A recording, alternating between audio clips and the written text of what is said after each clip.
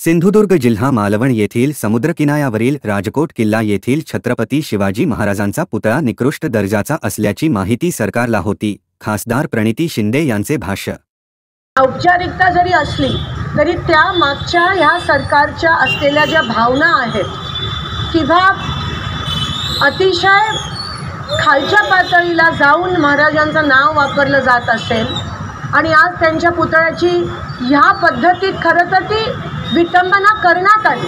कारण का तुम्हाला माहिती होतं की तो पुतळा जो होता तो कमकुवत होता। तुम्हाला माहिती होतं की ज्या कॉन्ट्रॅक्टरला तुम्ही ते दिलेलं तो केवळ तुमच्या मुलाला खुश ठेवण्यासाठी तुम्ही त्या कॉन्ट्रॅक्टरला दिलेलं, पंतप्रधानांना खुश ठेवण्यासाठी तुम्ही त्या पुतळ्याला अनावरण त्यांच्या हस्ते केलं।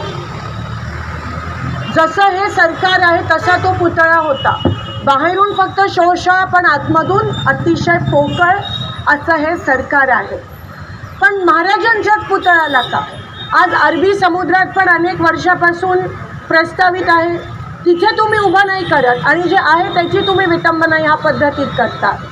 त्याच्यानंतर त्या गोष्टीला अतिशय छोटं असं तुम्ही म्हणतात हवा एवढी होती की तो पुतळा त्या ठिकाणी पडला। म्हणजे ह्या पद्धतीचं मुख्यमंत्र्यांकडून भाष्य होत असेल तर आज जनतेने कुठे बघितलं, कुठे बघायला पाहिजे? आज बदलापूरमध्ये जे काही घडलं आज 4 वर्षाच्या लहान मुलींना पण सोडलं नाही आहे ह्या विकृत मानसिकता असलेल्या लोकांनी किंवा या सरकारने। आणि म्हणतात त्याच्या मागे राजकारण आहे, या पुतळ्याच्या मागे म्हणतात हवा एक वेगळं कारण आहे। म्हणजे ह्या पद्धतीत जर त्यांचं बोलणं असेल तर एकंदरीत दिसून येतं की ते आता सापडले गेले आहेत।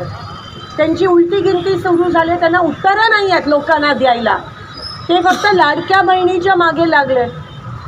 नक्कीच आधी ते आतमधून पैसे देत होते अनऑफिशियली, आता ऑफिशियली पैसे देते आणि म्हणून ते अजून 1 महिना मागतायत। निवडणुका जाहीर करत नाही आहेत। आज महापालिकेच्या निवडणुका नाही आहेत, राज्याच्या निवडणुका पुढे ढकलल्यात कारण का अजून पैसे वाटप त्यांना करायचे।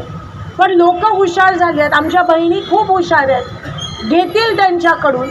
पण जी महिला या महाराष्ट्रात सुरक्षित नाही आहे, जे महाराज या महाराष्ट्रात सुरक्षित नाही आहेत ते या लोकांना कधीच मदत करणार नाहीत। या सरकारवरचा सामान्य लोकांचा विश्वास आता उडालेला आहे। तुम्ही कितीही प्रयत्न करा, कितीही योजना आणा, आता महाराष्ट्राची लोक बळी पडणार नाही आहेत।